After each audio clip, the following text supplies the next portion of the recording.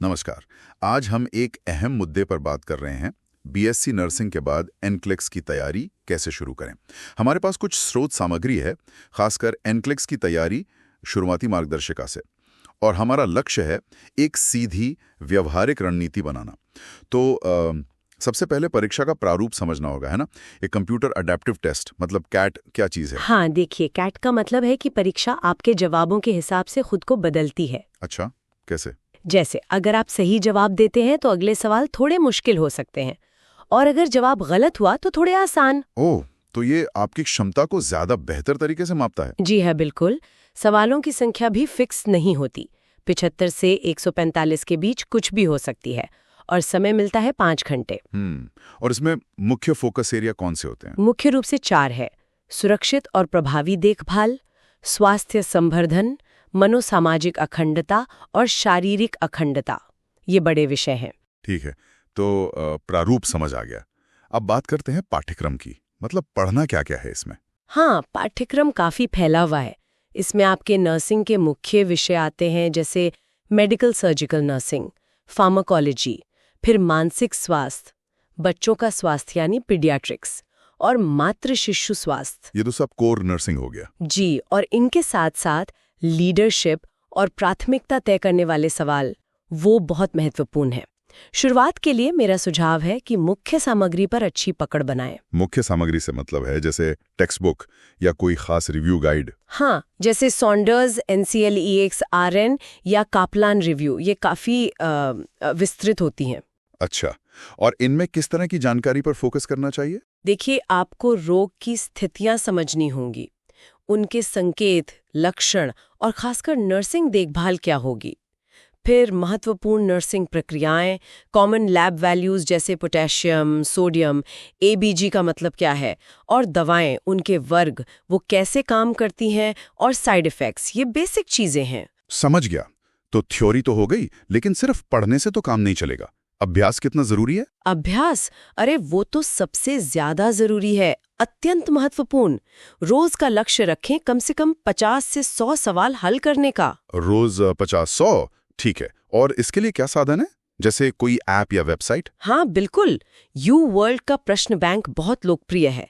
इसके अलावा NCLEX-RN mastery app है, सिंपल नर्सिंग भी अच्छा है, कई विकल्प हैं। लेकिन सिर्फ सवाल हल करना ही काफी है या कुछ और भी? नहीं नहीं, सिर्फ जवाब देखना काफी नहीं है। असली सीख तो उनके तर्कों में है। तर्कों से मतलब आपको ये समझना होगा कि सही जवाब क्यों सही है, और शायद उससे भी ज्यादा जरूरी, गलत जवाब क्यों गलत है। अच्छा, हाँ, ये बात तो सही है। इससे कॉन्सेप्ट क्लियर होता होगा। बिल्कुल, यहीं से वो क्रिटिकल थिंकिंग डेवलप होती है जो एनक्लेक्स में चाहिए। ये रटने का नहीं, समझने और लागू करने का इम्तिहान है।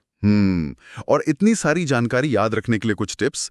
मैंने निमोनिक्स के बारे में सुना है। जी हाँ, निमोनिक्स और फ्लैश कार्ड्स बहुत काम आते हैं। मुश्किल चीजों को याद रखने के आसान तरीके हैं ये। जैसे कोई उदाहरण? बिल्कुल, जैसे हार्ट अटैक के लिए Mona, morphine, oxygen, nitrates, aspirin, या चोट लगने पर rice, rest, ice, compression, elevation. हाँ, ये तो सुने हैं। और नर्सिंग में प्राथमिकता के लिए ABCs, एयरवे, ब्रीदिंग, सर्कुलेशन, ये तो जैसे मूल मंत्र है। ये छोटी ट्रिक्स बड़ी चीजें याद रखने में मदद करती हैं। ये तो बढ़िया है। अब उस चीज पर आते हैं जो शायद सबसे मुश्किल लगती है, प्राथमिकता, प्रायोरिटाइजेशन और सुरक्षा, सेफ्टी। एनक्लेक्स में इस पर बहुत जोर होता है, सुना है। निश्चित रूप से एनक्लेक्स असल में यही परखता है कि आप एक सुरक्षित नर्स बनने लायक हैं या नहीं। तो हर सवाल में सबसे सुरक्षित विकल्प चुनना होता है। तो इसके लिए क्या सिद्धांत हैं? एक तो मास्लो का पदानुक्रम बहुत काम आता है। शारीरिक जरूरतें जैसे सांस लेना हमेशा पहले।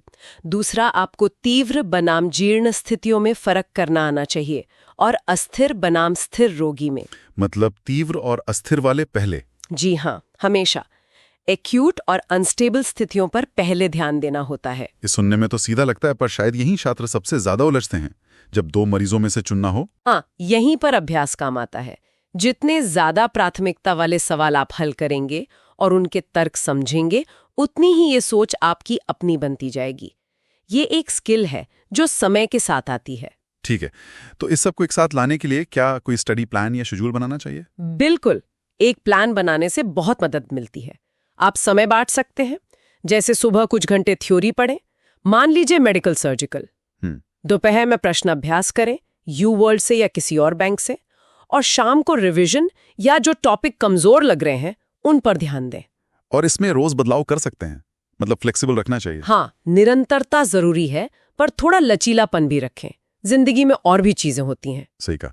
और आखिर में तैयारी के दौरान मानसिकता, वो कितनी महत्वपूर्ण है? ये सफर लंबा और थकाने वाला हो सकता है। मानसिकता, देखिए शायद सबसे जरूरी यही है। सकारात्मक रहना बहुत जरूरी है और लगातार मेहनत करना। दूसरों से तुलना ना करना भी जरूरी होगा। बिल्कुल, सबकी अपनी रफ्तार होती है, बस अपनी प्रगति पर ध्यान दें। और तैयारी के लिए मेरा मानना है कम से कम 3 से 6 महीने का फोकस्ड समय देना चाहिए। और बीच बीच में ब्रेक लेना। हाँ, ब्रेक लेना, अच्छा खाना, पूरी नींद लेना, ये सब तैयारी का ही हिस्सा है। याद रखिए, ये मैराथन है, स्प्रिंट नहीं। बिल्कुल सही। तो अगर हम आज की बातचीत का सार निकालें, एनक्लेक्स की तैयारी के लिए पहले प्रारूप समझें, फिर पाठ्यक्रम जानें, मुख्य सामग्री पर ध्यान दें, रोज अभ्यास करें और खासकर तर्कों को समझें, निमोनिक्स इस्तेमाल करें, प्राथमिकता और सुरक्षा वाली सोच विकसित करें, एक शेड्यूल बनाएं और सबसे जरूरी सकारात्मक रहें। एकदम सही। और एक आखिरी बात सोचने के लिए, ये जो संरचित तरीका है ना, ये सिर्फ जानकारी को संभालने में मदद नहीं करता, ये आत्मविश्वास भी देता है। सोचिए, अभ्यास में किया गया हर सही प्राथमिकता वाला सवाल आपको असली परीक्षा में एक सुरक्षित नर्स की तरह सोचने के और करीब ले जाता है, और वही तो असली लक्ष्य है।